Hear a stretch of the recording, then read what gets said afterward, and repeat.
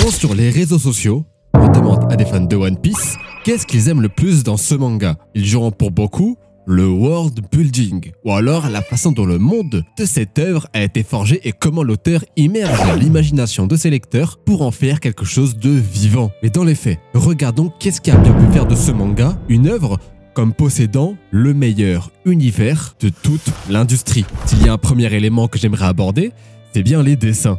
Et là, beaucoup d'entre vous doivent être perplexes en se demandant mais que fout le sujet des dessins, donc l'aspect artistique, dans une vidéo parlant de l'univers. Eh bien car sans que vous les lecteurs ne le remarquiez, le dessin participe indirectement et directement à la qualité de l'univers que vous observez. Il est une question de la narration et bien sûr du world building. Il permet de transmettre des émotions, de rendre l'univers vivant et d'approfondir les thèmes de l'histoire. Un style bien pensé crée une symbiose entre le fond et la forme.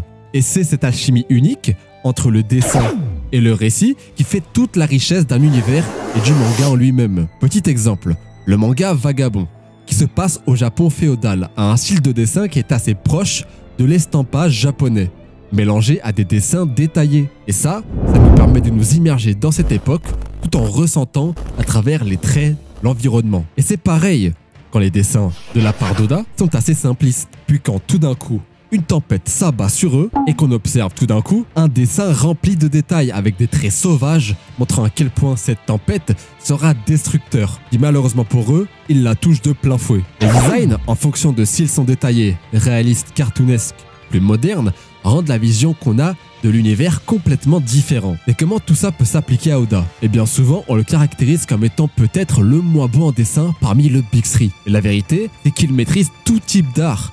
On le connaît bien sûr pour son style sur One Piece, mais dans les différents tomes, il a souvent exprimé d'autres styles. Comment pourrait-on imaginer que ces dessins ont été faits par Oda au vu du style bien lointain comparé à celui du manga? Et ça indique une chose très importante, c'est qu'il a délibérément réajusté son style pour coller à celui de l'univers qu'il imaginait depuis le début. Et ça on le remarque aux esquisses qui ont eu lieu avant la sortie de One Piece. Il avait un trait beaucoup plus mature et au chapitre 1 de Ramon's Down, tout est devenu un peu plus enfantin au niveau des traits, et ça on le voit très bien en comparant le Luffy précédant d'1 an la sortie de One Piece et celui du chapitre 1. Et c'est réellement présent avec tous les personnages, notamment Shanks. Et c'est déjà ça la clé d'un bon immergement dans un excellent univers. Car à quoi sert un bon univers si tu n'arrives pas à immerger tes lecteurs dedans? La pierre angulaire de ce qui a fait de One Piece l'univers qu'elle a, c'est ses îles. Car on a littéralement l'impression qu'il représente notre monde à travers ses cultures, sans vraiment le représenter. Il y a des milliers d'îles, des milliers de peuples et des milliers de cultures. Chaque lieu a ses rites et mythologies, et les Mugiwara interagiront avec beaucoup et peu d'entre eux en même temps. On a des îles comme Dressrosa, basée sur l'Espagne avec une histoire de royauté, d'anciens rois légitimes au trône qui est déchu, de légendes oubliées et de peuples de nains. Saupoudrez tout ça avec un royaume enfantin rempli de jouets, cachant une vérité encore plus sombre, et vous n'obtiendrez qu'une île parmi des milliers dans cet environnement étendu. Les rites se perdent dans le temps et s'imprègnent à la culture, comme le fait que dans ce pays, les femmes dans la ville d'Acacia poignardent les hommes, ou même que la disposition du château qui est surélevée par rapport au reste du peuple et dont les murs séparent l'île en deux parties rappellent bizarrement Marie-Joise. Même sur des îles où il n'y a personne comme Little Garden, on y découvre une faune et une flore préhistoriques, non touchés par le temps et l'évolution, mettant en scène deux géants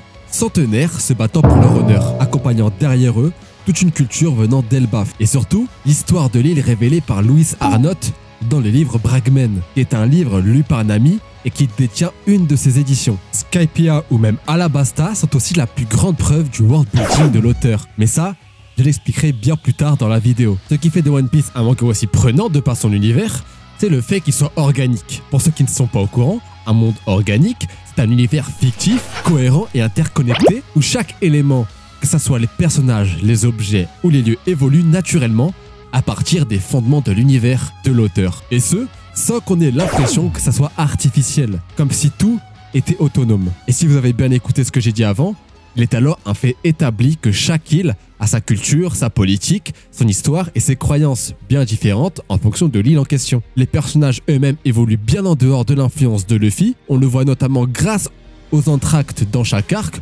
ou des événements qui se passent entre chaque arc, que ce soit politique ou tout autre rapport social. Si vous voulez un exemple, on a l'après-Enies Lobby, où on enchaînera l'escarmouche entre Barbe Blanche et Shanks, et le combat entre Teach et Ace. L'arc le plus parlant à ce sujet et la rêverie, où aura lieu de grands chamboulements politiques et sociaux, mais en dehors de ça, on retrouvera bon nombre de personnages ennemis ou alliés de Luffy qui interchangeront entre eux. Et c'est là que le lecteur comprend une chose. Ces personnages ont un passé, ont un présent, et ils ont bien évolué depuis que Luffy les a quittés. Et je donne que peu d'éléments pour ne pas faire de répétition.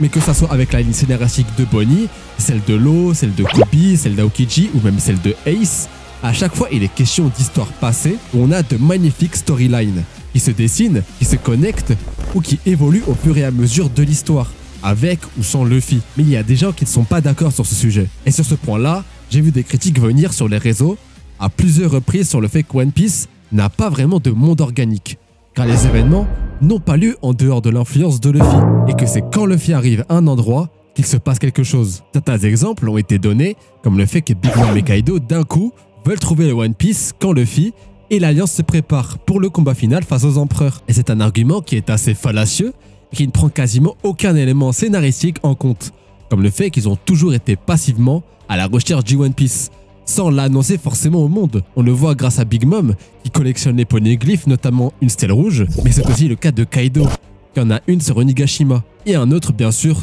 sur Wano qui est bleu. Et regardons plutôt en profondeur la connaissance qu'ont Kaido et Big Mom du One Piece, car malgré ça, ça reste un mythe pour tous les pirates. Seuls ceux qui choisissent d'y croire partent à sa recherche. On le voit notamment lors de la chute de Big Mom au chapitre 1040, où lors de son monologue interne, elle fera un serment à Roger sur le fait que ses dernières paroles sont un fardeau pour les vieux pirates qu'ils sont. Et elle se demandera si le One Piece existe réellement, montrant avec évidence que même elle n'y croit pas tant que ça. Et grâce à l'occasion de son alliance avec Kaido, permettra sûrement de faire l'impossible, car nulle part dans l'histoire, la marine a dû affronter un équipage qui comprend 2 empereurs. On a aussi les événements de Punk Hazard, qui sera détruit par l'eau au moment comme par hasard où Luffy arrive, qui on va dire est tout aussi faux, car tout ce qui implique la destruction de Punk Hazard et ces événements sont des choses qui ont totalement dépassé Luffy.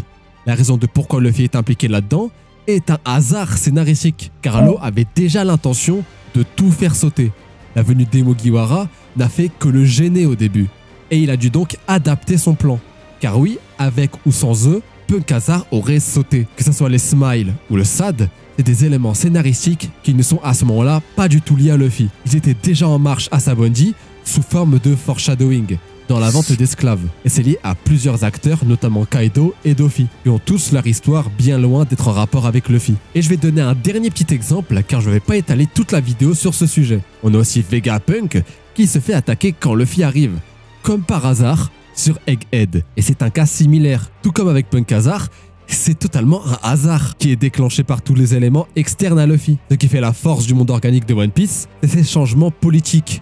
Et en l'occurrence, depuis la rêverie, on a eu l'abolition des 7 grands corsaires, la mort de Dragon Céleste, l'attaque des révolutionnaires, et bien sûr, une montée en puissance et influence des révolutionnaires eux-mêmes. J'en loupe sûrement plusieurs autres, mais tout ça découle d'un besoin d'agir de la marine, après sa découverte que Vegapunk a trahi le gouvernement, en enfermant les agents du Cypher Pole sur son île et en ayant déchiffré les secrets de l'histoire oubliée. Tous ces exemples que je vous montre mettent en valeur à quel point le monde de One Piece est bien ficelé, car nous pouvons contredire ce genre d'argument en utilisant seulement des détails scénaristiques et graphiques du manga. Quel genre de manga dans l'industrie peut se permettre ça? Et derrière ces aventures épiques et ces personnages hauts en couleur se cache un univers construit avec une profondeur impressionnante, où la géopolitique joue un rôle fondamental. Cette complexité est l'une des raisons pour lesquelles l'œuvre d'Eiichiro Oda fascine des millions de fans à travers le monde. Nous allons explorer ensemble comment cette dimension géopolitique participe à la richesse de l'univers de One Piece. Car l'une des premières choses qui frappe lorsqu'on analyse le monde de One Piece, c'est la présence des grandes factions qui s'affrontent pour le contrôle ou la liberté des mers. Gouvernement mondial, qui règne sur plus de 170 royaumes affiliés, symbolise une forme d'ordre autoritaire.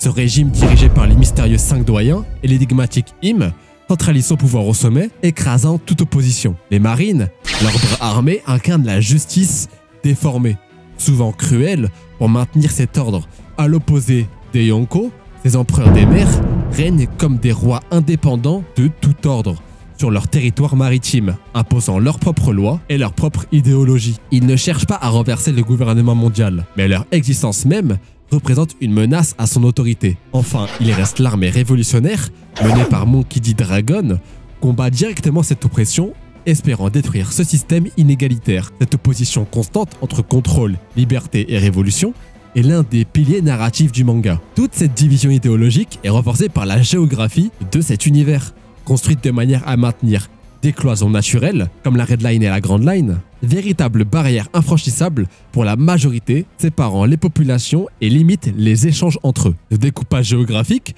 accentue l'isolement des îles, où chaque communauté développe sa propre culture, son système de gouvernement et ses enjeux politiques. On pense à Dressrosa, une monarchie manipulée par Doflamingo pour maintenir une façade utopique, tout en plongeant la population dans la souffrance, sans qu'elle-même ne le sache. À Alabasta, la rareté des ressources vitales, comme l'eau, déclenche une guerre civile, mettant en lumière les conflits géopolitiques que nous connaissons dans le monde réel. Et comment ne pas mentionner Wano Kuni, un pays fermé au reste du monde, dirigé par des tyrans, mais qui conserve un fort sens de son identité culturelle. Ces îles, loin d'être de simples décors, enrichissent la narration en montrant les conséquences directes de la domination et de l'oppression sur les peuples. Bien sûr, au-delà des forces visibles, One Piece explore également une guerre plus actuelle et non sous le feu des projecteurs, celle de l'information.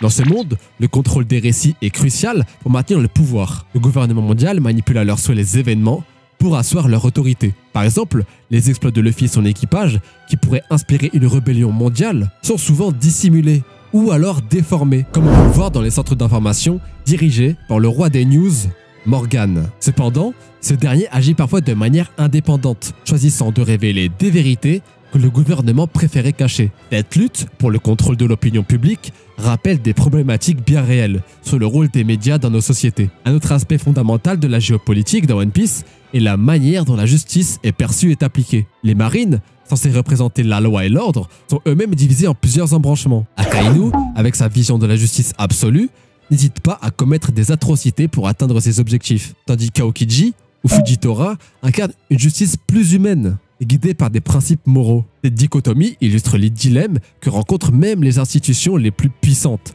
lorsqu'il s'agit de définir ce qui est juste. À l'opposé, Luffy et les pirates représentent une justice un peu plus naturelle, où la liberté et la protection des faibles priment sur les lois imposées. Ce contraste entre justice institutionnelle et justice individuelle renforce la complexité morale du monde d'Oda. Ce qui rend cet univers si fascinant, c'est aussi sa capacité à raisonner avec notre propre réalité. Comme je vous le montre depuis le début de cette vidéo, nombreux des thèmes et philosophies mis en place par l'auteur rentrent en symbiose avec notre monde et sont là pour passer un message ou approfondir les subtilités de l'œuvre. Les parallèles entre le gouvernement mondial et les grandes puissances impérialistes de notre monde sont évidents. Chacun peut y aller de sa petite théorie pour savoir quels groupes y sont représentés. Souvent accompagnés de théories du complot, la quête pour les ressources, comme celle d'Alabasta pour l'eau, fait écho aux conflits contemporains pour le pétrole ou d'autres richesses naturelles.